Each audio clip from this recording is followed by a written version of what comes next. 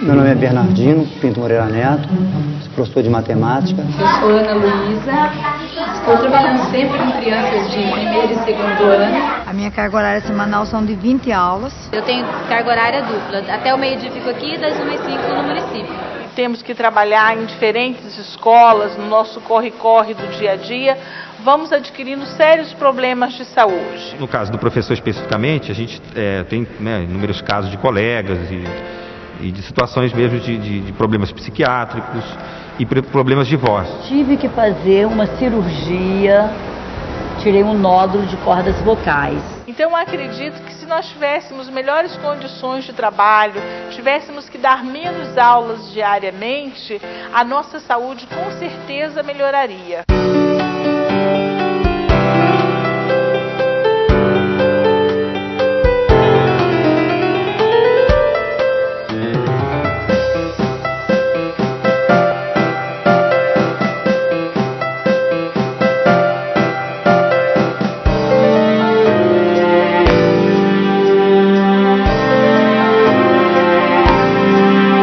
Eu tenho atualmente um problema, né, que me incomoda bastante, né, por ter uma altura alta, né, e ter tido, né, ao longo da minha vida, às vezes posturas erradas, né, de sentar, de se abaixar, né, ao escrever no quadro, na parte de baixo do quadro, tem que curvar muito a coluna, né, que aí foi para onde é hernia de disco.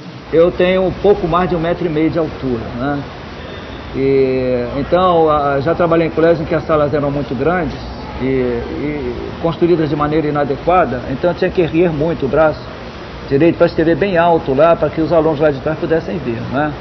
Então eu acredito que tanto tempo fazendo esse erro, eu tenho de vez em quando crises de bursite que são muito sofridas.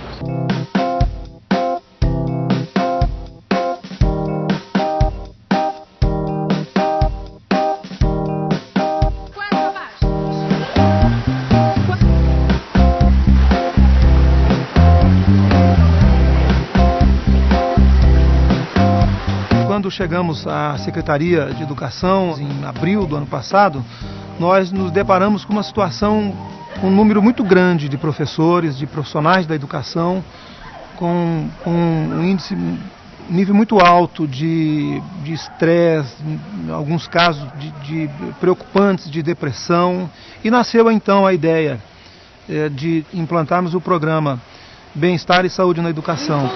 Empurra, na água bate lá em cima.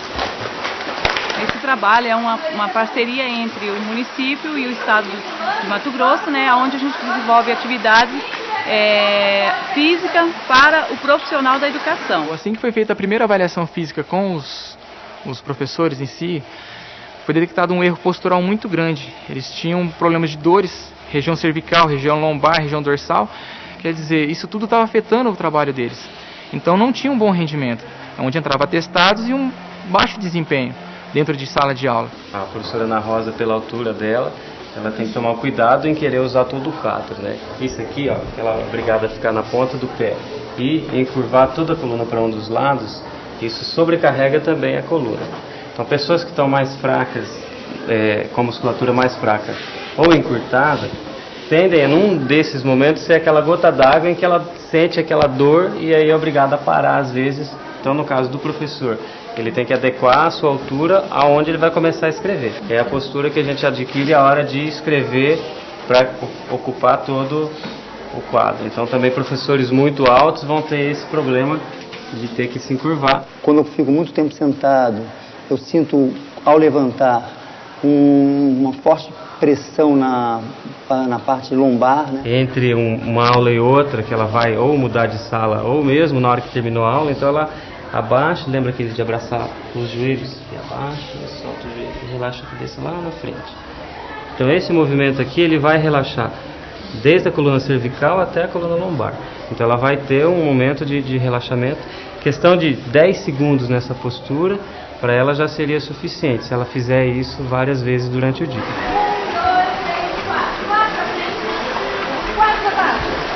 Os resultados são surpreendentes. Hoje nós temos cerca de 400 profissionais da educação do estado, das redes municipal e estadual de educação participando aqui ativamente, né? Enfim, os ganhos são evidentes e surpreendentes para nós. Hoje, 75% dos professores não tem mais esse problema.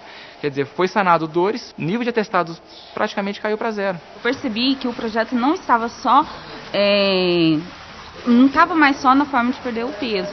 Já tinha me aumentado a minha autoestima, né? A minha força de vontade de estar fazendo exercício. À noite daí vão para casa mais tranquilas, mais animadas. E isso no dia seguinte é bom, porque daí elas trabalham melhor com os alunos.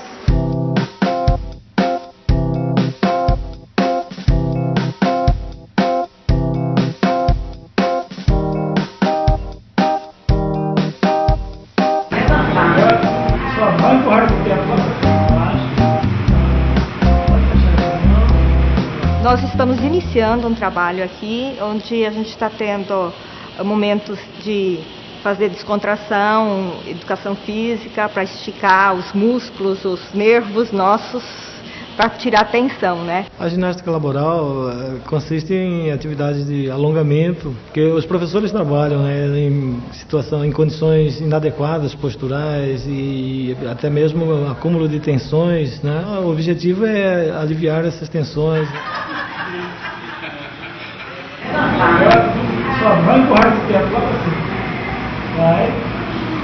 Em relação à principal queixa que os professores relatam para a gente na sessão de massagem, é a região aqui do pescoço, né?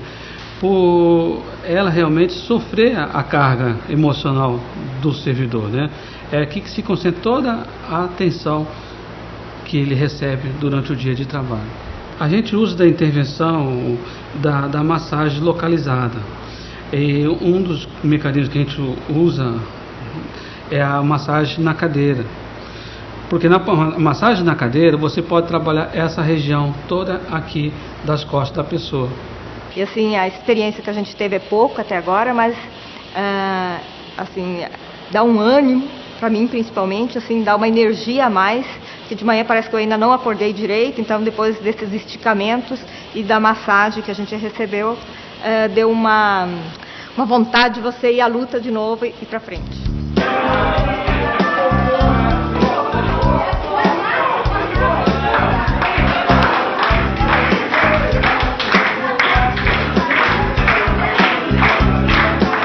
Justamente vocês olharem esses mesmos estilos no mesmo autor.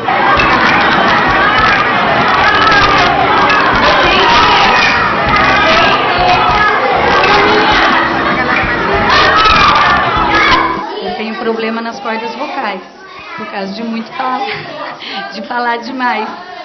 Eu comecei a ficar muito rouca, sempre rouca, e aí eu tomava muito remédio para infecção de garganta, tudo isso. Sempre tive dificuldades com a voz quando dava as aulas. A partir da terceira, quarta aula eu já me sentia cansada, mas eu não sabia também que isso seria um problema da voz. Eu tenho colegas aqui no liceu que já tiveram sérios problemas na garganta, inclusive ficaram afastados. A nossa ferramenta é a voz. Nós usamos a voz diariamente. Se usamos de maneira errada, isso chega a um ponto realmente de nos tirar até de sala de aula, nos prejudicar totalmente. Vocês estão falando para mim o que precisa para ter o imperialismo. No começo foi um susto, porque eu não sabia, eu não conhecia esse problema. Aí fui à médica, a médica afastou, eu fiquei fazendo só fono, sem tomar medicamento, sem nada. A fono já melhorou, já resolveu o problema. Eu voltei a trabalhar. Voltei em uma semana, eu estava tudo de novo, com dor, toda inchada, tudo novamente. E deu calo nas cordas vocais, né? E aí eu precisei operar, fiquei afastada durante 6 meses. Tem vários tipos de abusos, como falar alto, o pigarro. Muitos professores não bebem água durante a sua atividade, ou quando bebe a água é gelada demais, né? Às vezes o ambiente não ajuda, a sala é muito grande, o número de alunos é muito grande, tem a questão do ruído, eles fazem competição vocal com o aluno. Às vezes o ventilador é bastante ruidoso, então eles têm que elevar a voz.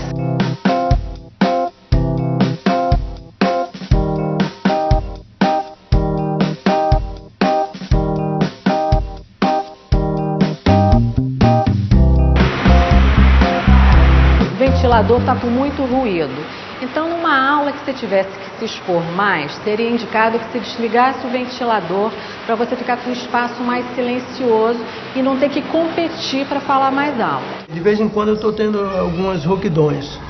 E isso creio que é decorrência justamente do falar alto. Chegou ao ponto de eu terminar o ano passado com uma voz um pouco rouca e muito pigar. Mas eu não tinha conhecimento de que tinha que estar, digamos, de vez em quando lubrificando as cordas vocais. O importante é beber água durante a aula e na hora que você está falando, você beber mais água, fica mais fácil você falar também.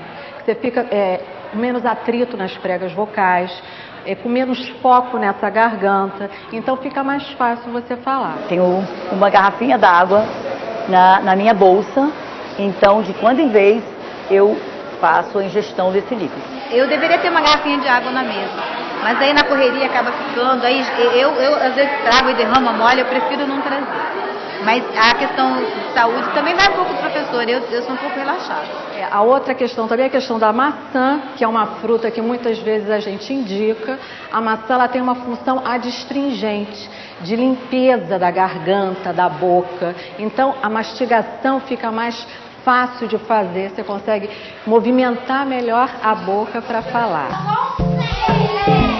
Agora, 60% foi eliminada, 30, 20%. Nós temos que ver os elementos imediatos. Eu vou e comparando, nós temos uma comparação. Eu tenho sérios problemas de alergia, vivo um tratamento médico constante por causa dessa alergia causada principalmente pela poeira de giz. O giz é muito alérgico, né? Assim, o pó, né, provoca uma irritação na própria prega vocal deles, né? Ou se não, quem já tem uma rinite, né, pode ficar propenso a ter a entrar nesse processo. Isso é prejudicial para a voz também. A gente sempre fala para sempre colocar o apagador em cima da lousa e abaixar. Daí vai de cima para baixo da lousa, né? Isso faz com que a poeira não se espalhe tanto. Ela procurar, muitas vezes, escrever o resumo primeiro e depois ir explicando perto dos alunos. Pode mudar um pouco a disposição da sala. Você pode organizar pequenos grupos para dar aula e aí o professor vai perto dos alunos ou os alunos vão até o professor para ela também poupar a voz.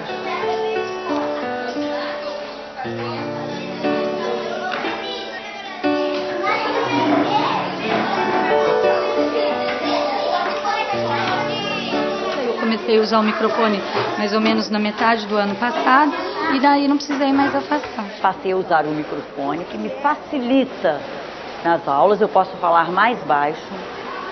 Passei a fazer exercícios de respiração. Eu acho que todo professor deveria, já quando ele se propõe a ser professor, ter um acompanhamento com a fonoaudióloga.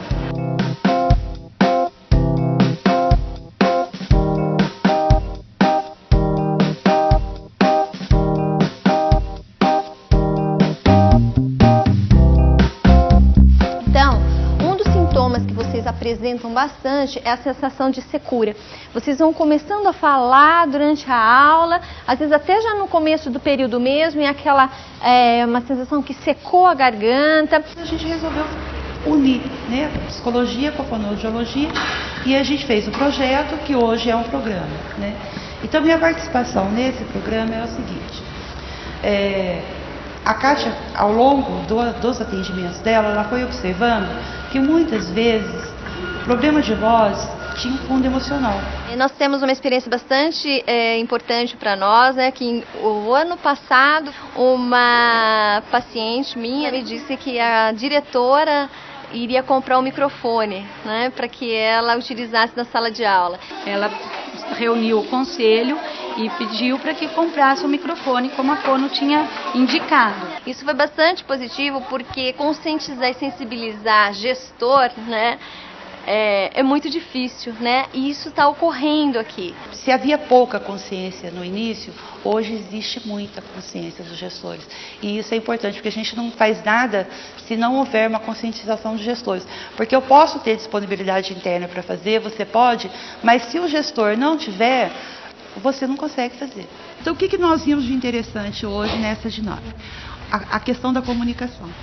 Né? Ela é tão importante no relacionamento que quando a gente se comunica de maneira eficaz, de maneira eficiente, o relacionamento com o outro flui. Então, através dessa parceria com a saúde, envolvendo a questão da participação da fonoaudiologia, junto com a psicologia, nós conseguimos aí trazer para a educação esse apoio, junto com a nossa rede municipal de professores e funcionários de modo geral. Se o profissional sair da sala de aula, né, o caso que já foi detectada a patologia, precisa de atendimento psicológico ou fonoaudiológico, não perde a assiduidade, muito pelo contrário, todo esse tratamento acontece no horário de trabalho. Né, com a dispensa da sala de aula, onde o diretor, a equipe diretiva de cada unidade, tem sim a responsabilidade de, nesse horário vago, né, colocar um substituto nessa sala, seja um estagiário, seja um professor auxiliar, para que o professor efetivo possa realizar esse acompanhamento específico junto ao setor, seja de fonoaudiologia ou de psicologia. O programa de voz me ajudou a mudar mesmo a maneira de encarar a sala de aula. Uma maneira mais segura, uma maneira mais equilibrada de estar na sala de aula. Foi muito gratificante, porque até então eu não sabia utilizar a minha voz, né? Não sabia dos cuidados que eu tinha que ter com a minha voz, do que eu poderia fazer ou não com ela. Por eu falar muito alto, eu acho que a classe ficava mais agitada, né? E corrigindo isso, sabendo que eu tenho que falar mais baixo, tenho que manter um tom de voz adequado, a classe fica mais tranquila. E hoje, quando a gente conversa, você nota o problema nos outros. Então, eu indico, olha, a fono faz avaliação. Então, assim, é importante pra gente mesmo. Os resultados mais positivos que a gente vê é que o professor está sendo valorizado quanto pessoa. E não apenas como professor que tem que cuidar do aluno, né? E sim, a autoestima dele melhora, ele vai compreender melhor a si. Porque eu sempre falo que cuidar da voz é cuidar de si, é se olhar.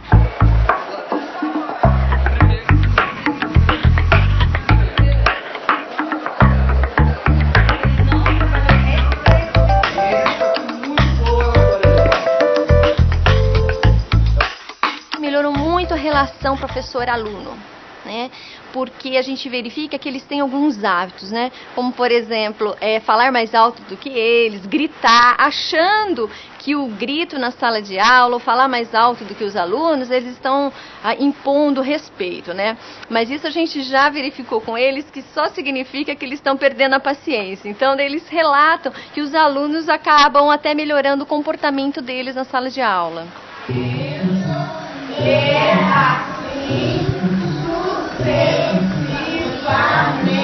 Aí fala lá no texto, porque ele vai perder o mercado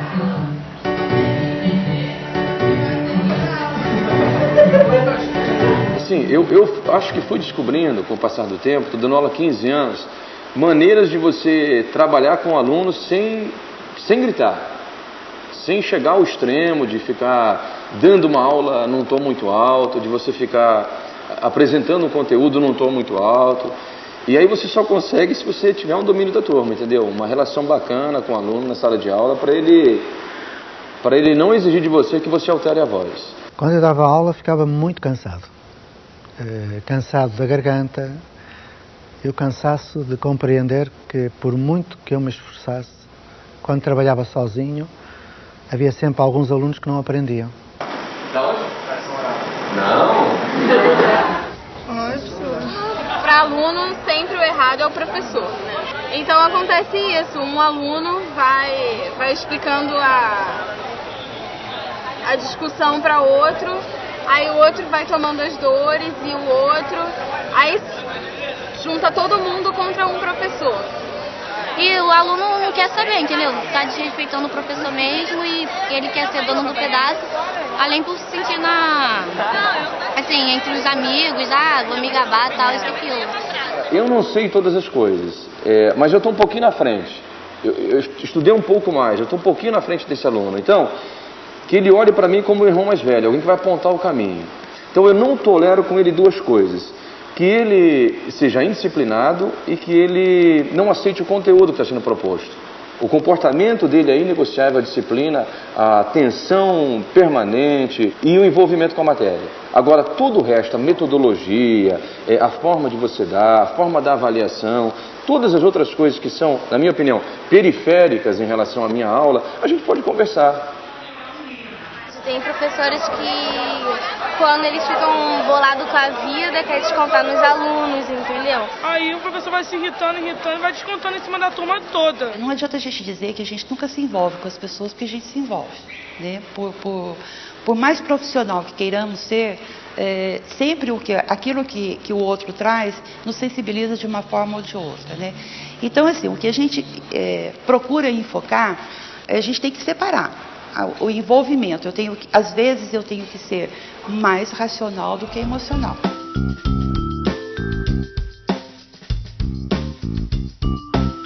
Os alunos de hoje, eles têm um SPA, Síndrome do Pensamento Acelerado. Se o professor parar um segundo, ele já fica mexendo com um, mexendo com o outro, porque isso é uma característica já dessa situação. A conversa, ela atrapalha o professor a dar a aula e atrapalha também os alunos que querem aprender.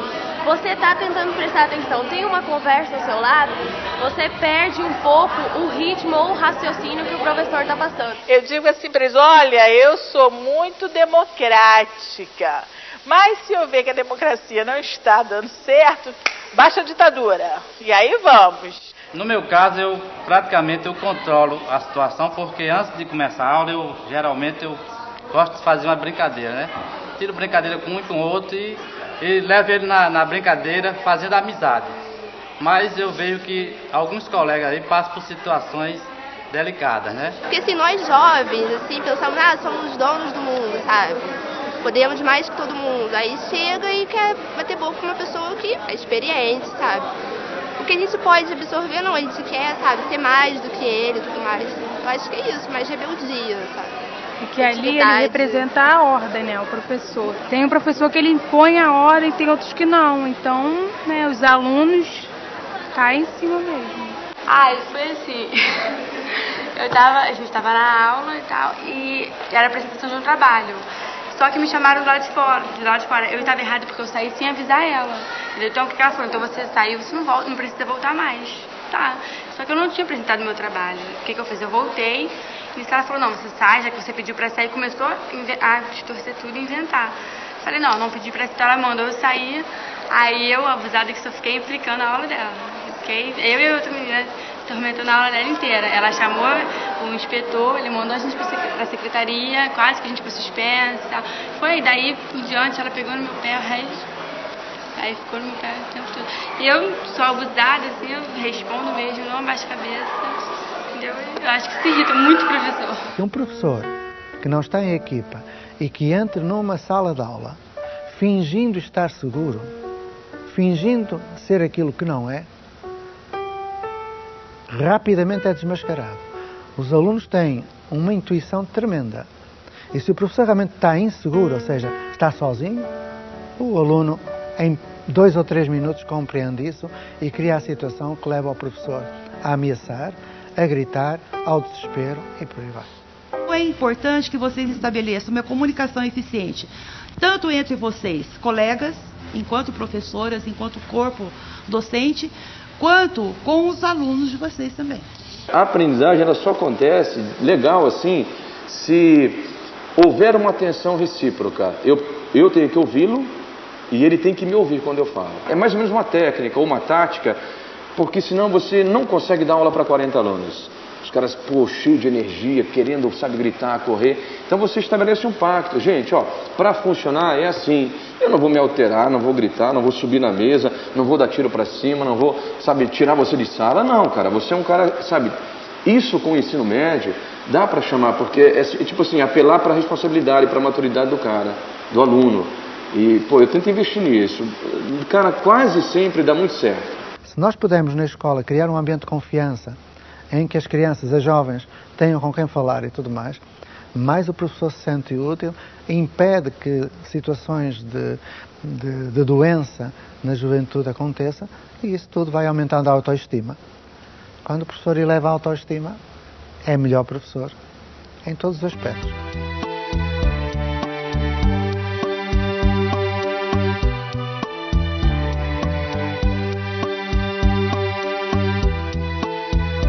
Eu tenho já 30 anos de magistério, né? Então, o estresse ele foi, ao longo do tempo, mostrando as consequências. Não foi de uma vez só isso. Hoje eu sou uma pessoa hipertensa. Por quê? Porque como eu sou uma pessoa que lido também muito nessa parte pedagógica e tudo, eu procuro sempre me inteirar muito do aluno, da vida do aluno, do que se passa com ele, e a gente acaba internalizando todos esses problemas. Eu falo muito rápido, eu ando muito rápido, eu quero fazer tudo ao mesmo tempo, eu agito a turma, então, em consequência disso, eu tenho os estresses normais que todo professor tem, lidando com adolescente. Eu já tive um problema emocional e eu acredito que esse problema tenha sido devido ao estresse, trabalho, né, e as condições de trabalho, salarial e tudo isso envolve, né. Eu tive um pânico, né, um pânico de achar que estava sendo perseguido, né. Esse foi o problema que foi diagnosticado, que foi passado para mim. Uma escola onde não haja vínculos afetivos é uma escola de eunucos afetivos. É uma escola que apenas receba alunos e não haja comunicação, relação intensa a nível afetivo. É um depósito de alunos, é um depósito de professores, é um meio de ganhar a vida perdendo-a.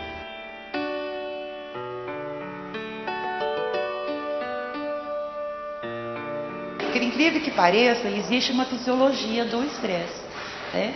Que dependendo do seu estado de humor, de como você está, desencadeia uma série de hormônios que vão afetando todo o seu organismo.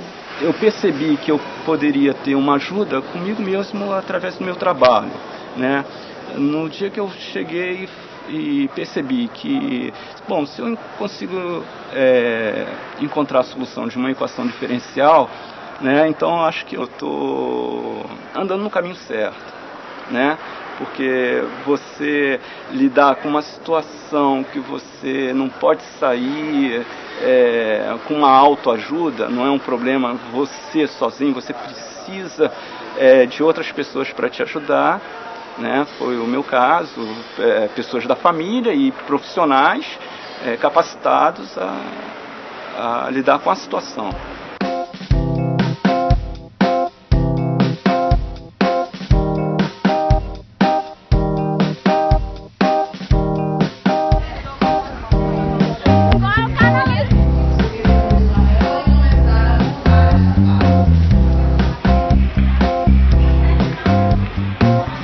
Conversas informais, as reclamações incidem, né? No estresse, na obesidade, no aumento de preocupações financeiras, sociais, emocionais, e são todas questões muito comuns a todos os profissionais que aqui estão, né?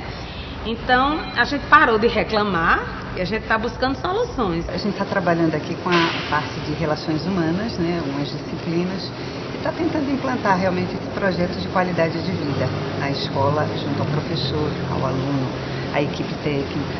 Porque a gente acredita que esse projeto, né, integra a equipe, aumenta a autoestima dos professores, vai ter consequências no desenvolvimento das atividades, né? Então toda a equipe ganha. Se você não investe no ser humano, só no aspecto físico, pouco vai resultar, porque são as pessoas que irão compor esse ambiente que farão com que ele realmente exista, né? Então, o espaço físico, ele é interessante, mas os seres que compõem esse espaço físico são mais importantes ainda. Então, não só ter condições ideais, mas ser uma pessoa especial para lidar com seres especiais nos nossos alunos. O aluno, ele é um ser especial em processo de construção, e o professor, ele precisa estar o tempo todo se reavaliando, né, se reconectando. Então ele precisa estar com esse entusiasmo o tempo todo sendo reativado, e a autoestima é fundamental. Sim, a gente vê que, principalmente na vida do educador, a qualidade de vida, sabe, indo embora em razão justamente da carga horária imensa que ele dá no seu dia a dia. E que possa, sim, começar a perceber a importância, a necessidade de resgatar essa autoestima, resgatar a motivação pela vida, não só pela profissão, mas pela vida também, né? E isso vai repercutir consideravelmente no desenvolvimento do trabalho dentro da escola. Conheço muitos professores com grandes depressões. Isso poderia ser anulado ou pelo menos reduzido se a pessoa se sentisse acompanhada e apoiada pelos outros. Mas as escolas são selvas autênticas, cada um por si. Então um professor que é mal visto, mal compensado em termos salariais, que sofre agressões verbais e físicas por vezes dos alunos, que se sente sozinho numa sala de aula, é evidente que ele fica doente em pouco tempo. Eu não aguentaria.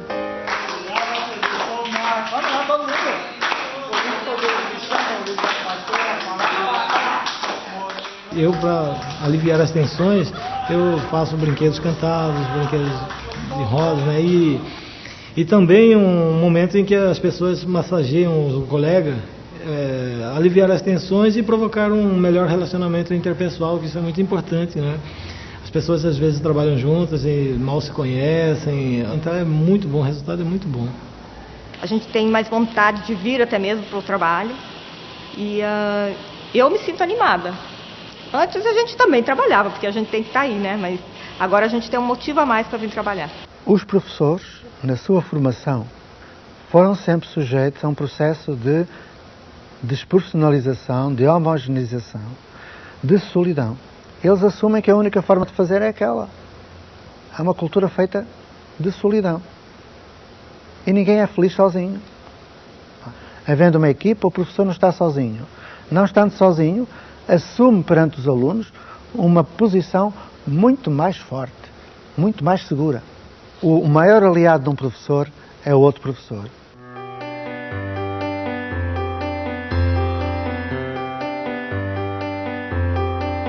Foi por exercer a minha profissão com amor. Isso pode parecer piegas, né? E é preciso entender bem o que significa amor, né? Então sempre eu fiz. E ainda hoje eu faço por isso. Porque já sou aposentado, mas eu tenho o gosto de ser professor. E por isso talvez eu me supere, né, nas dificuldades que aparecem.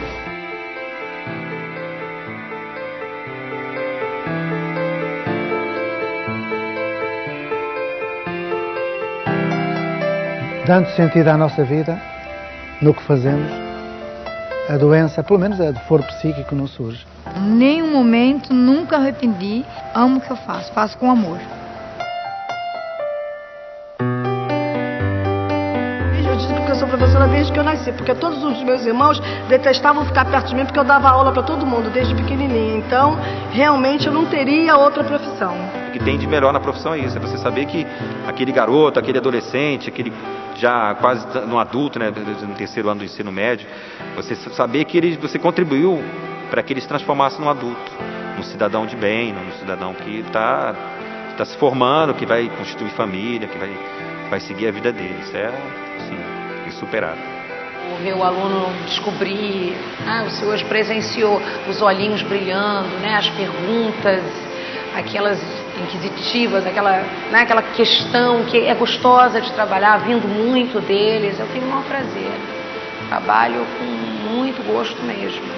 Eu trabalhava por vezes 14, 16 horas por dia e não me cansava, nem tinha problemas. Porque quem faz aquilo que gosta não adoece. Felicidade é o oposto da doença. E a felicidade é possível nas escolas. Ser feliz é inevitável para quem está em coerência consigo e em sintonia com a vida.